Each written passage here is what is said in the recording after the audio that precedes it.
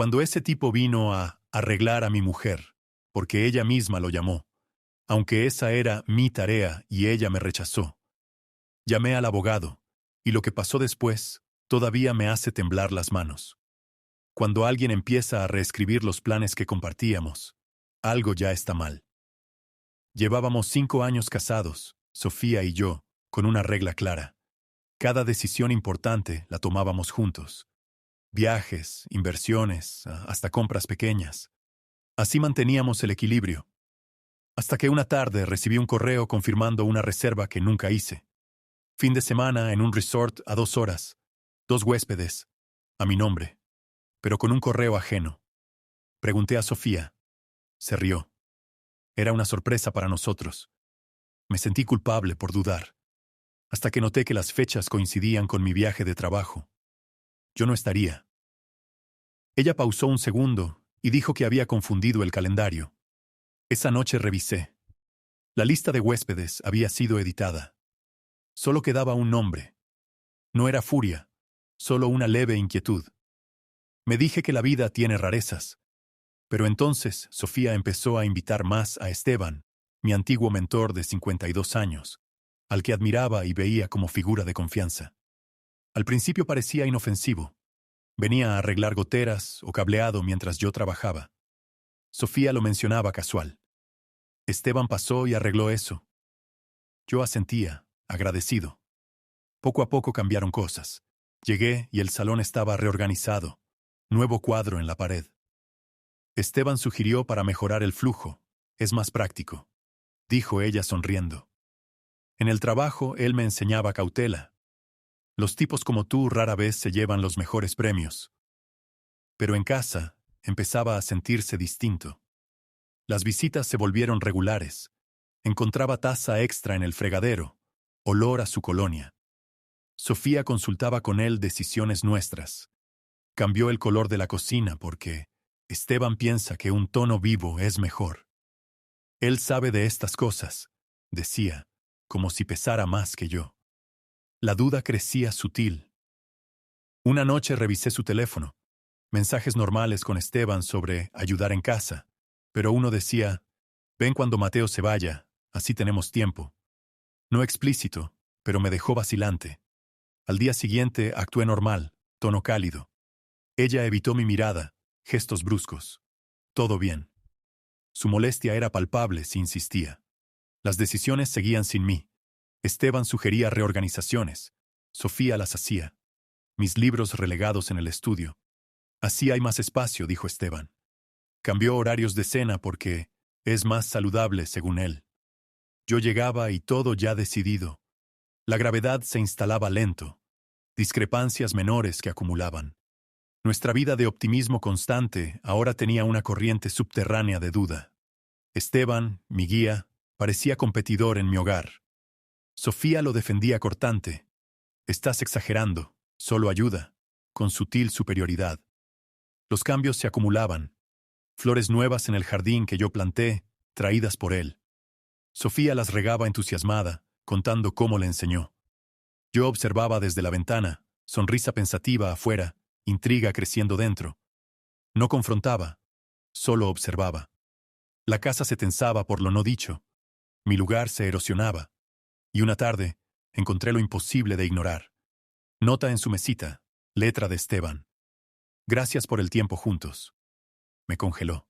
¿Qué tiempo? ¿Cuándo? La duda ya no era leve, era una llamada a prestar atención. ¿Qué vendría después? Los signos de advertencia aparecieron en las fotos que Sofía subía. Siempre compartía nuestras salidas. Playa, cenas, paseos. Yo estaba en casi todas. Pero un día vi una nueva. Ella en un café del centro, riendo bajo la luz del sol. Leyenda. Días buenos. Me etiquetó, como siempre. Al ampliar, noté en el borde una mano masculina con taza idéntica a la suya. No era mía. Llevaba el reloj antiguo de Esteban, correa marrón que nunca se quitaba. Pensé en coincidencia. Mucha gente tiene relojes parecidos. Pero llegaron más. En un parque cercano, ella en un banco sonriendo. Leyenda. Aire fresco y buena compañía. Fondo.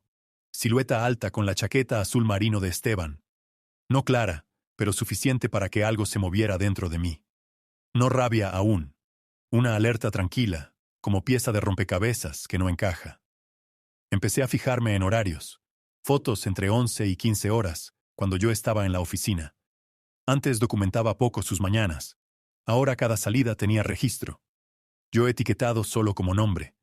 El espacio a su lado ocupado por otro. Una tarde, mientras se duchaba, abrí su galería. Encontré carpeta oculta, guardado. Más de 20 fotos no subidas. Todas con Esteban. Selfies riendo en nuestra cocina. Él señalando flores nuevas en el jardín. Ella mirándolo con atención que no recordaba. Una de espaldas, su mano en su hombro, señalando horizonte. Casual, pero demasiado íntimo para ayuda en casa. Salió del baño, me vio con el teléfono. Pregunté calmado. ¿Cómo estuvo tu día? Bien. Salí a caminar. Necesitaba despejarme. No mencionó Esteban, café, parque ni flores. Solo caminar. Sonrió como si nada.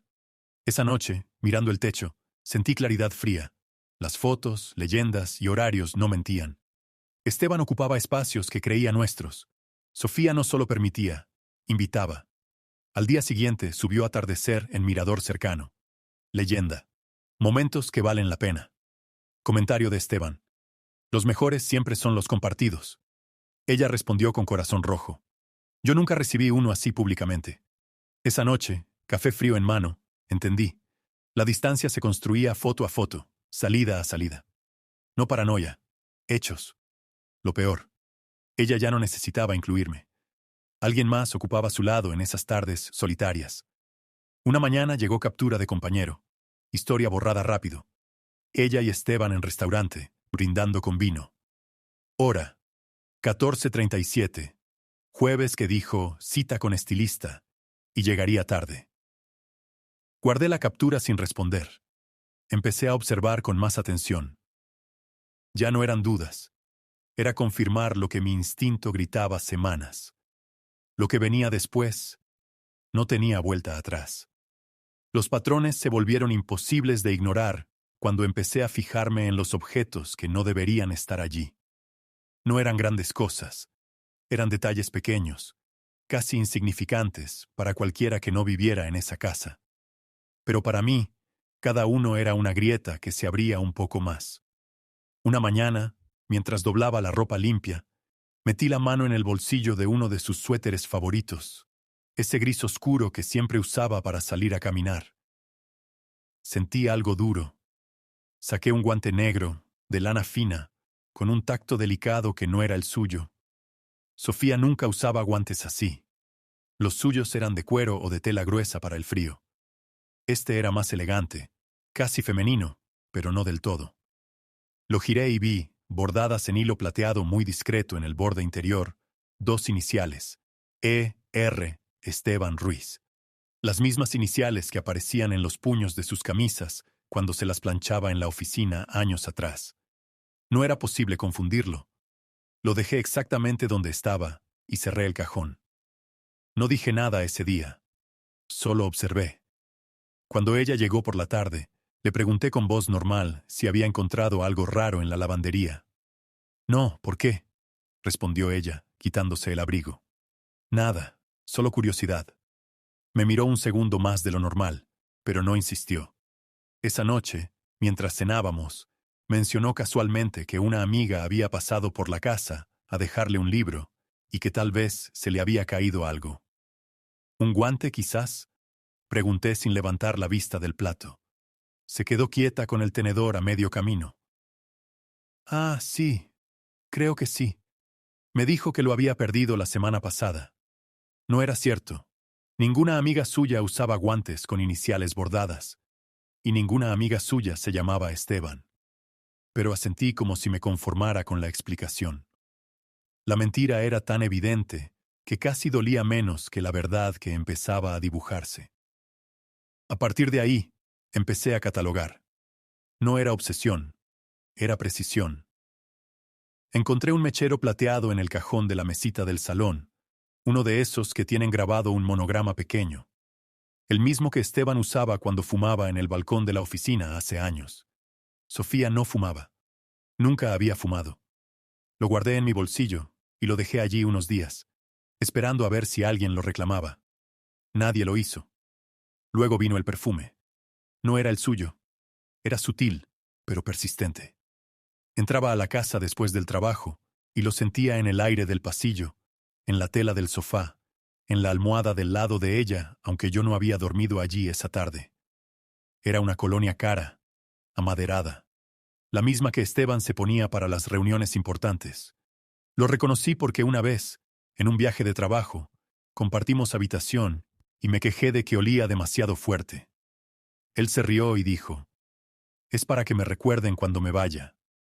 Ahora ese olor estaba en mi casa, en mis espacios, cuando yo no estaba. Cada objeto era una huella. El cargador de teléfono que apareció en el enchufe del estudio, uno de esos cables trenzados negros que él siempre llevaba porque decía que duraban más. La taza de café que empezó a usarse solo cuando yo no estaba, con una marca de labio tenue que no era del color que usaba Sofía. Las llaves que sonaban diferentes en la puerta algunas tardes. Un juego extra que no reconocía, pero que encajaba perfecto en la cerradura. No confronté nada de inmediato. Seguí moviéndome con calma, manteniendo la misma rutina. Llegaba, saludaba, preguntaba por el día. Ella respondía rápido, con frases cortas, desviando la mirada cuando el tema se acercaba demasiado a las horas en que yo no estaba. Su voz se volvía más aguda, sus gestos más bruscos. Decía cosas como, «No seas paranoico, Mateo. Todo está en su lugar». O, «Estás viendo cosas donde no las hay». Pero las cosas estaban ahí, y cada una reforzaba la anterior. Una noche, mientras ella dormía, abrí el armario del pasillo. En el estante de arriba, detrás de unas mantas, encontré una bufanda gris que no era de ninguno de los dos. La olí, la misma colonia. La doblé y la dejé exactamente igual. No la toqué más, solo la registré en mi cabeza como otra pieza. Lo que más pesaba no era el guante, ni el mechero, ni el perfume. Era la certeza de que esos objetos no habían llegado por accidente. Alguien los había traído, alguien los había dejado, y ese alguien entraba y salía de mi casa con la tranquilidad de quien ya se siente dueño de parte del espacio. Esteban ya no era solo un visitante ocasional que ayudaba con reparaciones. Estaba dejando marcas deliberadas, y Sofía las estaba permitiendo. Peor aún, las estaba ocultando. Sentí que la casa, la que habíamos elegido juntos, la que habíamos pintado y decorado con nuestras decisiones compartidas, ya no era del todo nuestra. Había un tercero moviéndose dentro, reorganizando, ocupando, borrando poco a poco las huellas de mi presencia. No con gritos ni con peleas, con silencio, con objetos que aparecían y excusas que se deshacían al tocarlas. Esa noche, mientras la veía dormir, pensé en cuánto tiempo más podría seguir fingiendo que no veía lo evidente. La respuesta llegó sola. No mucho. Porque los patrones ya no eran casuales, eran intencionales. Y cuando algo se vuelve intencional, ya no hay forma de seguir mirándolo de reojo. Al día siguiente, tomé una decisión tranquila. Iba a dejar de observar desde lejos. Iba a empezar a documentar. Porque si iba a entender la dimensión real de lo que estaba pasando, necesitaba tenerlo todo en orden. Fechas, horarios, objetos, mensajes, todo. Y cuando tuviera suficiente, no iba a haber excusa que pudiera sostenerse. Lo que encontré después, eso ya cambió todo. Llegó el momento en que entendí que ya no era parte de las decisiones que antes tomábamos en conjunto. No fue un grito ni una pelea grande.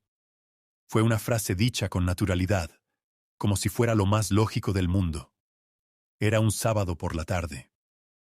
Yo había llegado temprano del trabajo, porque quería avanzar en un proyecto que teníamos pendiente para la casa.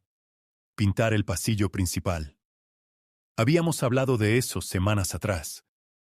Yo quería un tono beige claro, algo neutro que dejara entrar más luz. Ella había dicho que le parecía bien, que lo discutiríamos el fin de semana. Ese día, al entrar, la encontré hablando por teléfono en la cocina. Su voz era firme, decidida.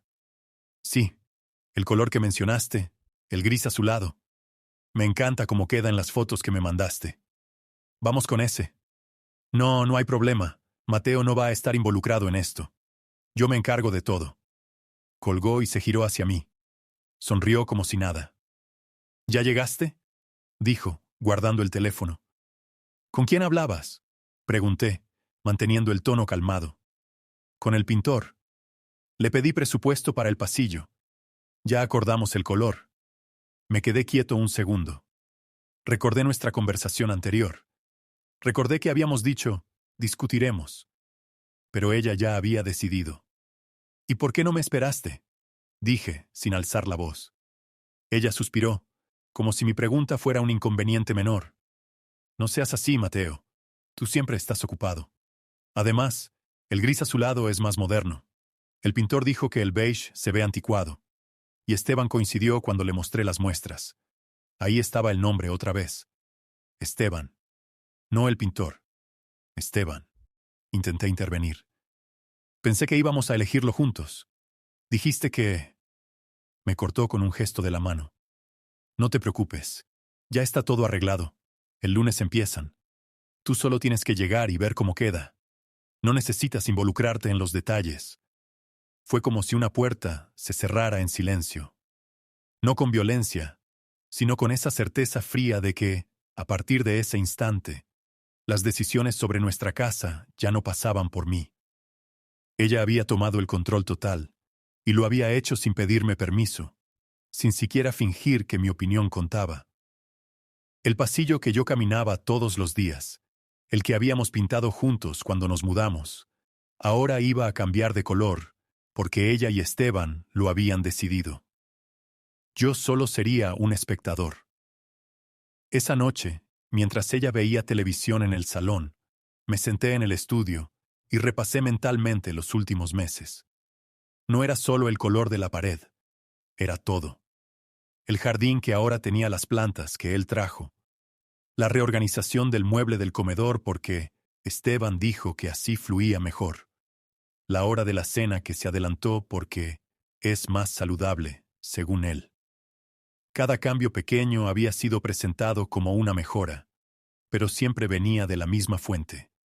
Y ella los aceptaba sin consultarme, como si mi rol en la casa se hubiera reducido a llegar y aceptar lo que ya estaba hecho. Al día siguiente, intenté hablarlo de nuevo, con calma, sin acusaciones. Sofía, sobre lo del pasillo, me gustaría que al menos me dejaras ver las muestras antes de confirmar. Ella estaba preparando café. Ni siquiera levantó la vista. Ya está pagado el anticipo. No hay vuelta atrás. Relájate. Te va a gustar. No era solo el dinero. Era el mensaje. No necesitas estar involucrado. Lo dijo con esa voz firme, sin espacio para negociación. Y cuando intenté insistir, me miró con una mezcla de fastidio y lástima. Siempre haces lo mismo, Mateo. Te preocupas por tonterías. Confía en mí por una vez. Confiar. Esa palabra que antes era natural entre nosotros ahora sonaba hueca. Porque confiar implica que hay un espacio compartido, y ese espacio se había reducido a nada. Desde ese día, cada vez que llegaba a casa, encontraba algo nuevo decidido sin mí. Un nuevo felpudo en la entrada porque el viejo estaba feo. Una cortina diferente en el dormitorio porque dejaba pasar demasiada luz por las mañanas. Pequeñas cosas que, una a una, parecían inofensivas, pero juntas formaban un patrón claro. Yo ya no era copropietario de las decisiones. Era un inquilino en mi propia vida. Esteban ya no necesitaba venir tanto. Su influencia estaba instalada. Sofía repetía sus frases, sus ideas, sus gustos. Cuando le preguntaba por algo, la respuesta siempre incluía, porque Esteban pensó que, o, como dijo Esteban, él ya no era un amigo que ayudaba. Era la autoridad invisible que moldeaba nuestro hogar. Y ella lo había aceptado como si fuera lo más normal. Sentí que la casa se volvía más extraña cada día. Los muebles en su lugar, las paredes a punto de cambiar, el olor de su colonia todavía flotando en algunos rincones.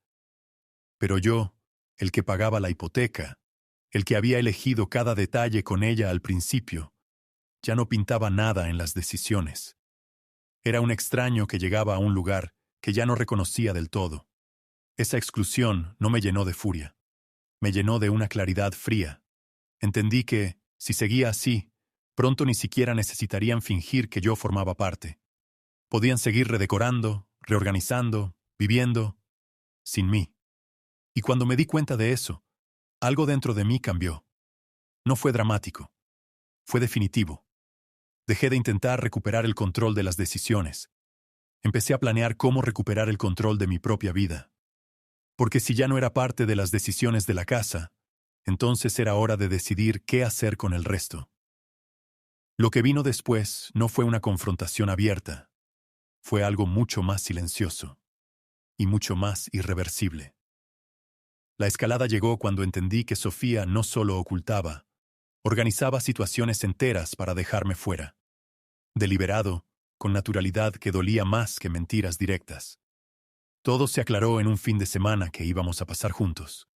Sábado soleado de primavera. Desayuno fuera, paseo por el centro, descanso en casa.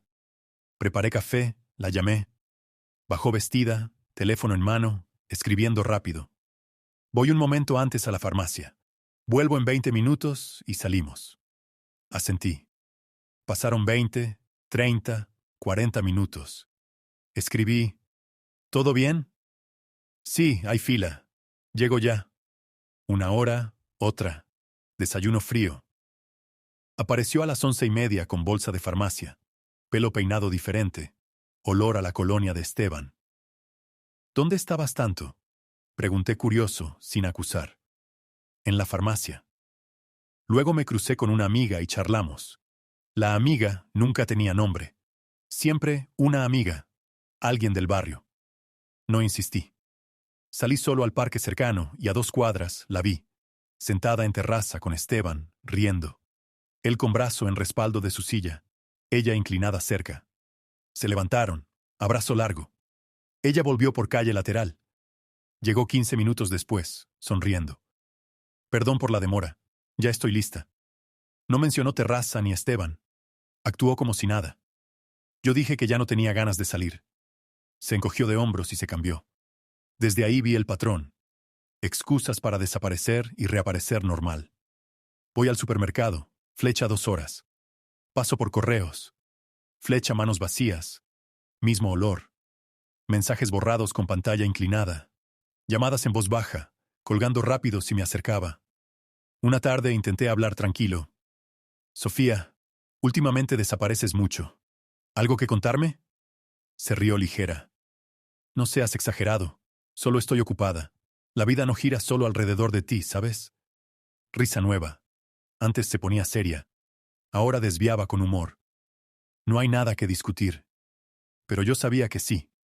El caos era silencio mal colocado. Capa de distancia cada vez que me acercaba. Cambiaba tema, se iba a otra habitación, borraba conversaciones sin disimulo. Respuestas vacías. Estás imaginando cosas. Todo está bien. Relájate. Una noche revisé su teléfono. Mensajes recientes con Esteban. No explícitos, pero horarios y lugares claros. Nos vemos en el sitio de siempre, 11:30. Él sale a las 9. Perfecto. Trae el café que me gusta. Ya estoy aquí. ¿Dónde estás? Ella. Llegando. 2 minutos. Coincidían con cita con médico o voy a ver a mi madre. Lugares conocidos. Café de esquina, parque, terraza donde los vi. Guardé capturas por claridad, no venganza. El engaño ya era evidencia. La manipulación era total. Ocultaba verdad. Me hacía dudar de mi percepción. Me hacía sentir problemático si hablaba. Ella orquestaba su otra vida con tranquilidad, sabiendo que no explotaría. Pero mi calma ya no era resignación. Era preparación. Confianza rota, percepción manipulada, hogar convertido en escenario ajeno. No esperaría que ella contara la verdad. Dependía de lo que yo haría con lo que sabía. Y lo que hice después marcó el final de todo lo que habíamos sido. El clímax llegó una noche de viernes, cuando ya no quedaba espacio para más dudas ni para más excusas.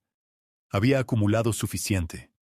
Las capturas de mensajes, las fotos guardadas, los objetos que no pertenecían allí, los horarios que no coincidían, las decisiones tomadas sin mí. Todo estaba alineado. No necesitaba más pruebas. Solo necesitaba verlo con mis propios ojos, de una vez por todas. Esa tarde llegué temprano a casa. Sofía no me esperaba hasta las 9. Le había dicho que tenía una reunión larga en la oficina. En cambio, estacioné el auto a 2 cuadras y caminé despacio hasta la puerta trasera, la que da al jardín. Entré sin hacer ruido. La casa estaba en silencio, pero no vacía. Escuché voces bajas en el salón, voces conocidas. La de ella, suave, casi cariñosa. La de él, grave, confiada. Me quedé en el pasillo, a oscuras, sin moverme. No necesitaba verlos para entender. Solo necesitaba escuchar. No sé cuánto más puedo seguir así, decía ella. Cada vez que llega y pregunta, siento que me ahogo. Tranquila, respondió él. Ya sabes cómo es Mateo. Siempre ha sido el cauteloso. Nunca va a explotar. Solo hay que darle tiempo y se acostumbrará. Ella soltó una risa corta, nerviosa. No sé si se acostumbrará. Últimamente me mira diferente, como si supiera. No sabe nada. Si supiera, ya habría dicho algo. Tú solo sigue como hasta ahora. Yo me encargo del resto. Hubo un silencio. Luego el sonido de un beso. No rápido. No casual. Largo. Deliberado. Salí por la misma puerta trasera sin que me vieran. Caminé hasta el auto y me senté allí un rato, con las manos en el volante, mirando al frente. No lloré. No grité. Solo sentí una calma absoluta instalarse dentro de mí. La misma calma que había mantenido todos estos meses, pero ahora sin grietas. Era la calma de quien ya no tiene que fingir. Volví a entrar por la puerta principal 1 hora después, como si acabara de llegar. Sofía estaba en la cocina, preparando algo de cena. Me saludó con una sonrisa que ya no llegaba a los ojos. ¿Cómo estuvo la reunión?, preguntó. Larga, respondí. Pero ya terminó. Cenamos en silencio. Ella hablaba de cosas pequeñas. El tiempo, la compra del supermercado, una serie que quería ver. Yo asentía. Respondía con frases cortas. No mencioné nada. No hacía falta. El silencio entre nosotros ya decía todo lo que necesitaba decirse.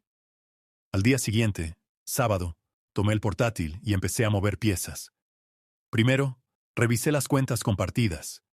Transferí mi parte de los ahorros a una cuenta solo a mi nombre. No todo. Solo lo que me correspondía por ley y por esfuerzo. Luego, contacté a un abogado que conocía de confianza. Le expliqué la situación con hechos, sin emociones. Él escuchó y dijo que podíamos proceder con separación de bienes y divorcio de mutuo acuerdo si ella aceptaba, o contencioso si no. Le dije que prefería lo primero. No quería guerra, quería cierre. El lunes por la mañana, mientras ella aún dormía, dejé una carpeta sobre la mesa del comedor. Dentro, copias de todas las capturas, fotos, mensajes, horarios. También una carta corta, escrita a mano. Sofía, ya no hay nada que explicar. Lo sé todo. No necesito que me lo cuentes. Solo necesito que sepas que esto termina aquí. He hablado con un abogado.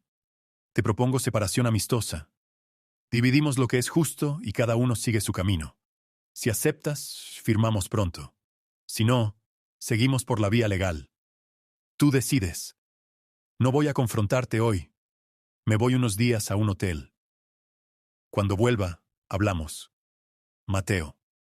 Me fui con una maleta pequeña. No miré atrás. Me instalé en un hotel sencillo cerca del centro. Apagué el teléfono por unas horas. Cuando lo encendí, tenía 27 llamadas perdidas de ella. Mensajes.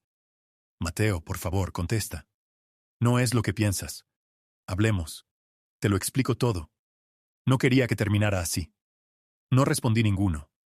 3 días después, volví a casa. Ella estaba allí, sentada en el sofá, con los ojos hinchados. La carpeta estaba abierta frente a ella. No dijo nada al principio.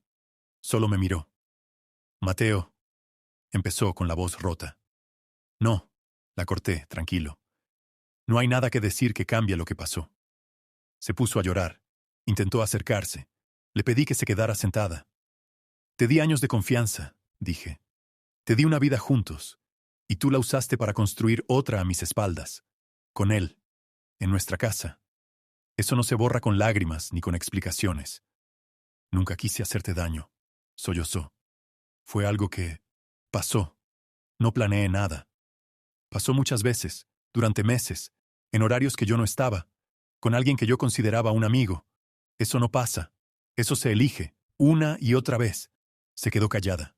El llanto se volvió más suave, agotado. ¿Qué quieres que haga?, preguntó al fin. Firma los papeles cuando estén listos. Vive tu vida. Yo viviré la mía. No hubo gritos. No hubo platos rotos. Solo una conversación fría, precisa, definitiva. Al día siguiente, Esteban me llamó. Contesté. Mateo, espera. Podemos hablar como colegas todavía, como amigos. No somos colegas, no somos amigos, no somos nada. Colgué. Bloqueé su número. Semanas después, los papeles estaban firmados. La casa se vendió. Dividimos lo que correspondía. Ella se mudó a un apartamento pequeño. Yo alquilé uno más cerca del trabajo. No nos volvimos a ver. No fue el fin de mi mundo. Al contrario. Fue el comienzo de uno nuevo. Uno donde ya no dependía de nadie para sentirme en casa. Uno donde las decisiones eran solo mías. Donde la confianza se ganaba con hechos, no con palabras. Hoy, miro atrás y veo que lo que pasó no me destruyó. Me obligó a reconstruirme. Más fuerte. Más solo, sí, pero más mío. Y eso, al final, valió cada silencio, cada duda, cada noche en vela. Porque cuando alguien reescribe tu vida a tus espaldas, lo único que puedes hacer es escribir la siguiente página tú mismo. Y yo ya empecé. Querido espectador, les pido que valoren la historia en los comentarios, den like y se suscriban al canal. Que tengan todos una buena noche.